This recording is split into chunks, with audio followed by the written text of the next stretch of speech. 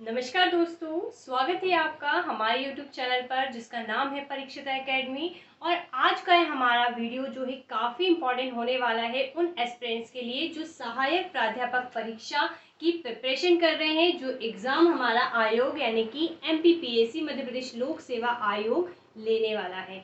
तो इस एग्ज़ाम में बेसिकली क्या खास बात है, तो यहाँ पर दो पेपर होंगे, फर्स्ट पेपर होगा और एक सेकंड पेपर होगा। तो जो सेकंड पेपर होगा ये सब्जेक्टिव पेपर होगा। जो भी जिस सब्जेक्ट से असिस्टेंट प्रोफेसर बनना चाहते हैं उन्होंने फील करा होगा, उसके अकॉर्डिंग आपको अपने सब्जेक्ट पे कमांड रखनी है, देन उसको कंप्लीट करना है।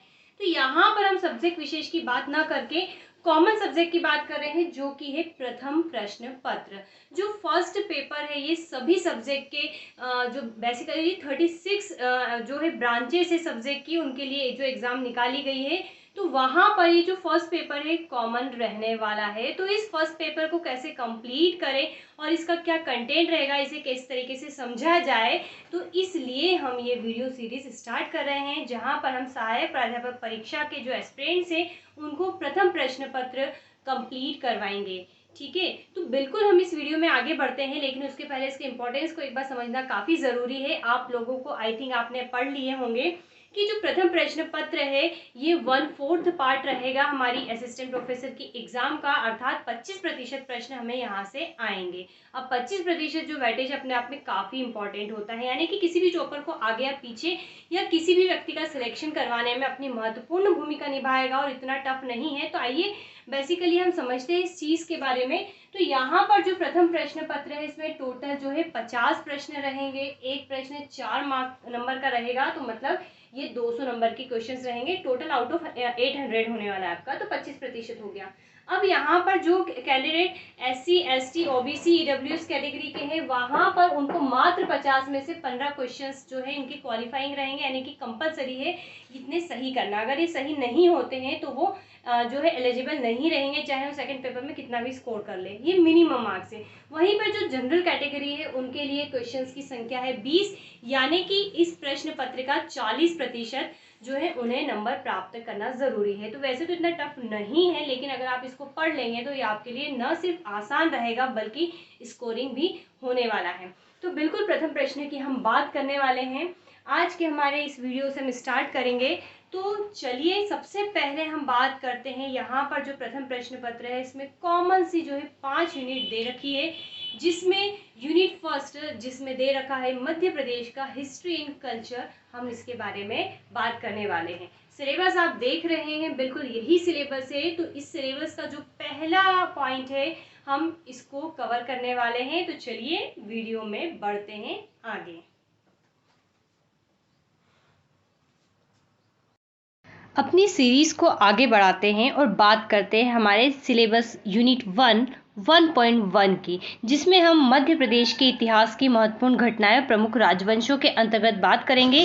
सीरीज़ का लेक्चर 1 है हमारा। तो चलिए आगे बढ़ते हैं और बात करते हैं। तो मध्य प्रदेश का इतिहास हमें इस यूनिट में पढ़ना है। तो सबसे पहले हमें इतिहास के बारे में बेसिक चीज़ें पता होना चाहिए। इतिहास के जो पिता है वो कहे जाते हैं हेरोडोटस को, जिन्होंने अपनी बुक हिस्टोरिका में भारत और फारस के जो रिलेशंस रहे हैं ईसा पूर्व, कौन सी ईसा पूर्व, 5वीं शताब्दी ईसा पूर्व, यानी कि जैसे कि आज 2023 चल रहा है, अगर हम इसके बैक में जाते जाएंगे तो एक सन आएगा 0 जो ईसा मसीह के जन्म को डिनोट करता है, और इसके बाद का जो समय है फिर से गिनती स्टार्ट हो जाती है। जैसे कि हम मैथ्स में करते थे, इधर प्लस में चीज़ें रहती थी, इधर माइनस में रहती थी, तो इसको BC कहा जा रहा है। तो 500 साल पहले के लगभग की ये बात है। तो यहाँ पर इन्होंने जो है भारत फारस, जो उस समय आज वर्तमान में ईरान कहा जाता है, कि संबंध का वर्णन किया है। लेकिन ऐसा माना भी जाता है कि इनका जो इस प्रकार का विवरण था अनुश्रुति और अफवाहों पर आधारित था, लेकिन इन्होंने कई सारे जो है विवरण अपने दिए हैं। अगर हम बात करें जर्मन इतिहासकार क्रिस्टोफ सेल्यूरियस की, तो इन्होंने इतिहास को 3 भागों में बांटने का प्रयास किया है: प्राचीन इतिहास, मध्यकालीन इतिहास और आधुनिक इतिहास। तो ये बात थी इतिहास की। अब यहाँ पर इतिहास को और सरल शब्दों में समझना काफ़ी ज़रूरी होता है। अगर हम कॉमन से वर्ड्स में बात करें तो इतिहास का मतलब है हमारा बीता हुआ कल। अब हमारा बीता हुआ कल, परसों, 1 साल पहले, 2 साल पहले, 50 साल पहले, 10,000 साल पहले या 1,00,000 साल पहले किस प्रकार से रहा होगा, इसका लिए जो है कुछ टर्मिनोलॉजी यूज़ की जाती हैं। अब इतना पुराना अगर हमें जाना है तो एक्चुअल में क्या था इसके बारे में हम कुछ नहीं कह सकते, लेकिन इसको जो है प्रदर्शित करने की बेसिकली कुछ मेथड्स होती है। एक्चुअल में हमने पूरे कालक्रम को, जब से मनुष्य जाति का उद्भव हुआ और उसने जो है अपने में इवोल्यूशन करते करते अपने को परिवर्तित किया, उसके इतिहास को हम 3 कैटेगरी में डिवाइड करते हैं। यहाँ पर हम इंग्लिश वर्ड यूज़ कर रहे हैं क्योंकि इसको समझना आसान होता है और याद रखना भी इजी होता है। Pre historic, historic, proto historic and historic. Pre historic means प्रागैतिहासिक काल, ऐसा काल या ऐसा इतिहास जिसके बारे में हमें कुछ अवशेष तो मिले हैं लेकिन कोई लिखित साक्ष्य हमें अभी तक नहीं मिल पाया है। तो जब लिखित साक्ष्य नहीं मिलता है, कोई रिटन रिकॉर्ड्स नहीं मिलते हैं, तो हम उसको प्री हिस्टोरिक काल में डिवाइड करते हैं। जैसे कि पाषाण काल, हमने पता है मनुष्य ने धीरे पहले वो जो था उसने स्थायी निवास नहीं करता था, शिकार करता था, फिर धीरे धीरे उसने पत्थरों का जब इस्तेमाल करना सीखा, औजार बनाना सीखा और एक जगह पर रहना सीखा, खेती करना सीखा, जानवरों को पालतू बनाया, अनाज स्टोर करना सीखा, तो उस वाले एज को हमने पाषाण काल में रखा है। और पाषाण काल से संबंधित क्या कुछ एविडेंस मिले हैं, तो भारत के रिस्पेक्ट में बहुत सारे मिले हैं, लेकिन हम मध्य प्रदेश के रिस्पेक्ट में बात करेंगे मुख्य रूप से।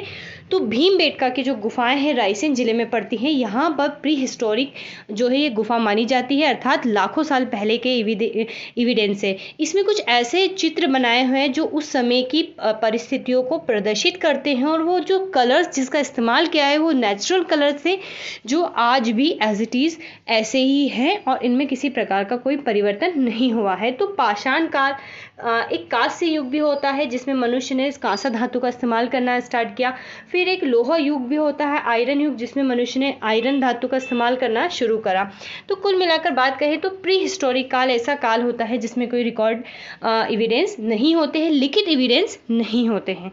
अब हम आगे चलते हैं, बात करते हैं प्रोटो हिस्टोरिक टाइम की।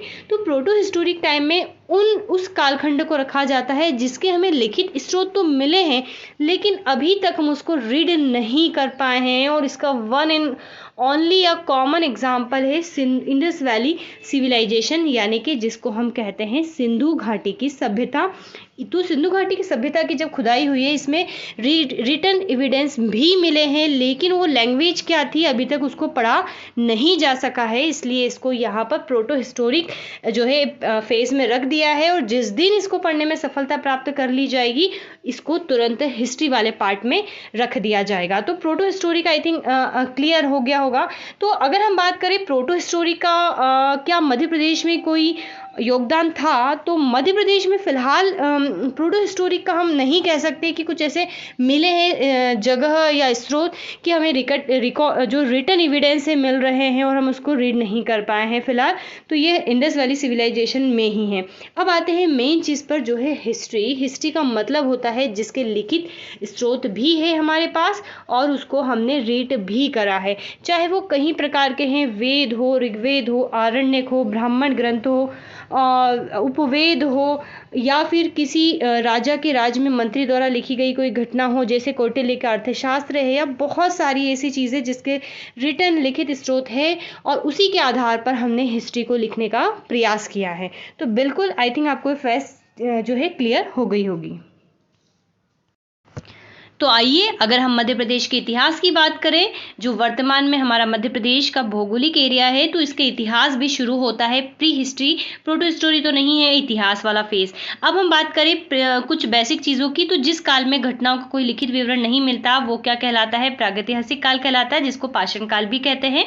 इसकी चर्चा हम कर चुके हैं। अब प्रागैतिहासिक काल की बात करें तो प्रागैतिहासिक काल में यानी कि प्री हिस्टोरिक काल में मध्य प्रदेश के रिस्पेक्ट में हम बात करें तो पाषाण काल इंपॉर्टेंट है। भारत के परिप्रेक्ष्य में भी हम इसको पढ़ते हैं जब मनुष्य स्पेशली जो है पत्थरों का इस्तेमाल करता था, पत्थरों के कई प्रकार के औजार थे।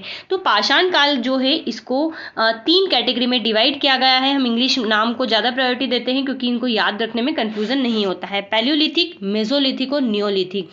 ऐसा माना जाता है कि मानव जीवन का जो 99% काल है वो पैलियोलिथिक टाइम पर ही हुआ था, और इसका जो टाइम माना जाता है वो 2 मिलियन, 1 मिलियन में 10 10 लाख होते हैं। 2 मिलियन BC से 12,000 साल पहले तक था।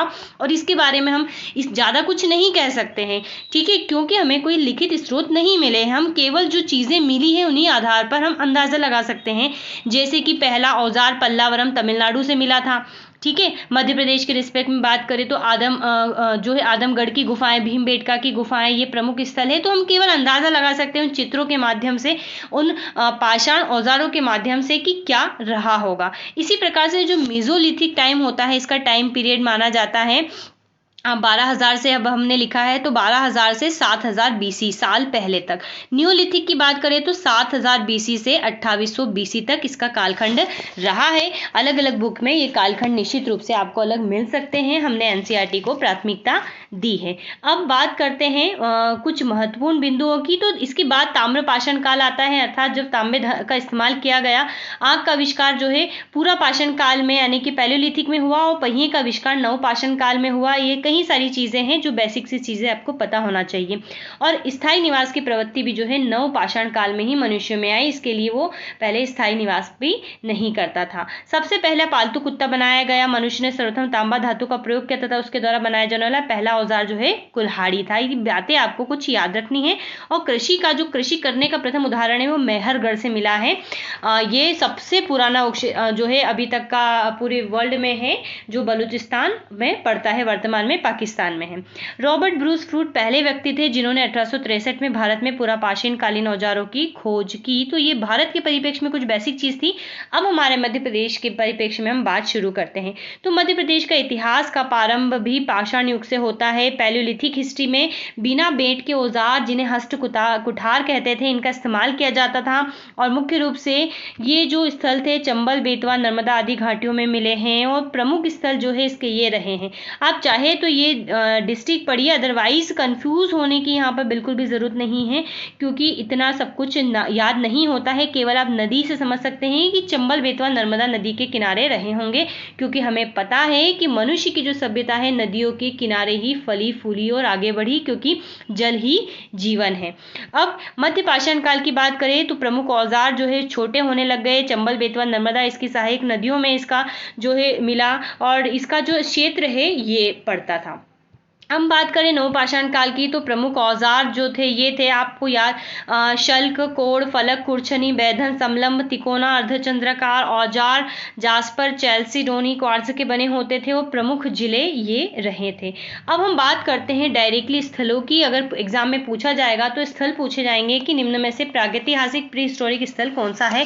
तो ये है आदमगढ़, जो कि जिला होशंगाबाद में पड़ता है, लेकिन अब इस जिले को नर्मदापुरम कहा जाता है। तो आदमगढ़ की गुफाएं ये मध्य पाषाण काल से संबंधित है। आपको अगर क्रेज आ रहा है तो इंटरनेट पर आदमगढ़ की गुफाएं आदमगढ़ की गुफाएं, आजम नहीं आदम है, आदमगढ़ की गुफाएं खोज के आप देखिए, आपको कुछ चित्र मिल जाएंगे। चलिए, पनार पानी स्थित मामा भांजे की गुफा, ये भी रायसेन में पड़ती है। और भीमबेटका जिला रायसेन, जो कि बहुत इंपॉर्टेंट है, इसके बारे में काफी कुछ जानने को मिलता है। और क्वेश्चन अक्सर एग्जाम में पूछा जाता है कि भीमबेटका की खोज किसने की थी। तो विष्णु श्रीधर वाकनकर ने जो है इसकी खोज की थी 1957 में, जिसके तहत इनको 1975 में पद्मश्री से सम्मानित किया गया था। और VS वाकनकर भीमबेटका की अगर हम बात करें तो हमारे मध्य प्रदेश में 3 ऐसे स्थल है जिनको यूनेस्को की विश्व धरा विरासत स्थलों की सूची में शामिल किया है, जिसमें भीमबेटका भी प्रमुख स्थल है। सो भीमबेटका के लिए हमें जानना काफी जरूरी है। और एक और इंटरेस्टिंग बात यह है कि हथनोरा सीहोर से 5 लाख वर्ष पुराना मानव का एक जो है स्कल मिला था, खोपड़ी मिली थी, जो साइज में काफी बड़ी थी, इरेक्टस प्रजाति मानी जाती है। मतलब आज हमारा जो खोपड़ी का साइज है, इससे जो है 3 से 4 गुना जो है खोपड़ी का साइज था, जिससे हम अंदाजा लगा सकते हैं कि हमारे जो पूर्वज है या जो प्राचीन मानव है वो साइज में बड़े, या उनमें कुछ वो डिफरेंस रहे होंगे जो आज हमें इतने प्रॉपरली नहीं है, क्योंकि इवोल्यूशन होते होते हम यहाँ तक आए। अब हम बात करते हैं, आगे बढ़ते हैं ताम्र पाषाण काल की, जिसका कालखंड कुछ बुक्स में ये लिखा रहता है, कुछ में ये लिखा रहता है। तो आप जो है इसको अप्रोक्स समझ सकते हैं। विद्वानों के अनुसार जो है दक्षिण पूर्वी राजस्थान, पश्चिमी मध्य प्रदेश, महाराष्ट्र, पश्चिमी दक्षिण भारत में सभी सभ्यता का विकास हुआ। और मध्य प्रदेश के अंतर्गत मालवा, जहाँ नागदा, नौदा टोली, काठावर, जो आजाद नगर, महिदपुर आदि के खनन में चित्रित भूरे पात्रों वाले अवशेष मिले हैं। अब यहाँ पर कैसे हम पहचान लगते हैं, यहाँ पर मटके मिले हैं कुछ जिसकी कुछ विशेषता होती है, क्योंकि कहीं ना कहीं कुछ डिज़ाइन एक विशिष्ट कालखंड को प्रदर्शित करती है। जैसे अब आज के परिप्रेक्ष्य में देखेंगे कि आप घर से बाहर निकले हैं तो मैक्सिमम मकानों का पैटर्न कुछ एक जैसा रहेगा। ठीक है, आज से 50 साल पहले कुछ मकानों का पैटर्न एक जैसा रहता था। तो पहले के समय में परिवर्तन बहुत स्लो होते थे, तो वहीं से जो है इसका कालखंड का अंदाज़ा लगाया जाता है। मध्य प्रदेश के मंदसौर, शाजापुर, इंदौर, पश्चिम निमाड़, धार, उज्जैन, जबलपुर, देवास, प्रताप, इस जो है भिंड में लगभग 30 स्थल जो है ताम्रपाषाण काल के खोजे गए हैं। तो हम यहाँ पर मध्य प्रदेश की बात कर रहे हैं और ये वही स्थल है, ये वही कालखंड है जब अभी तक हम लिखित स्रोत पर नहीं आए हैं। विक्रम विश्वविद्यालय के जो है डॉक्टर विष्णु श्रीधर वाकनकर द्वारा चंबल, सिवना, रतन, छोटी काली सिंध, पार्वती, बेतवा, गंभीर में 52 स्थल खोजे गए और गंगा, जमुना, दोआब में प्राप्त ताम्र निधियों से मिलती जुलती निधियां मध्य प्रदेश में भी जो है इन क्षेत्रों से मिली हैं। मध्य प्रदेश में सभ्यता जो मानी जाती है राजस्थान के आहार से आई है, कौन सी? ताम्रपाषाणकालीन सभ्यता। अब आइए हम प्रमुख ताम्रपाषाणकालीन स्थलों की बात करते हैं। ये याद रखना आपके लिए काफी इंपॉर्टेंट है, क्वेश्चंस यहाँ से बन सकते हैं। तो पहला ताम्रपाषाण स्थल हमारा मध्य प्रदेश का कायथा है, जो कि उज्जैन जिले में पड़ता है। उज्जैन छोटी सिंधु नदी तट पर पहली ताम्रपाषाण बस्ती है। 2015 BC से इसका कालखंड ये माना जाता है। यहाँ से कंकड़, खैनी और कुल्हाड़ी तांबा धातु की मिली है। लाल मृत भांड, ऊपर काले रंग के चित्र मिले हैं।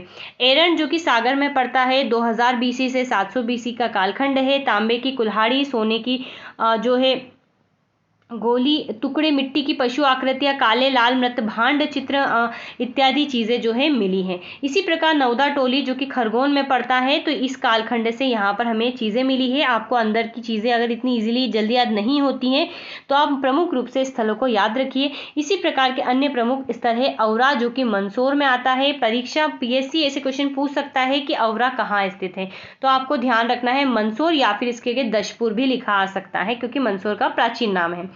तो इस प्रकार से आप प्रमुख बस्तियां याद रख लीजिए। इसी प्रकार डांगवाला, उज्जैन, नागदा, उज्जैन, आजाद नगर, इंदौर, खेड़ी नामा, होशंगाबाद, ग्यारसपुर, विदिशा, इसके ऊपर क्वेश्चन बन चुका है एक बार PSC में।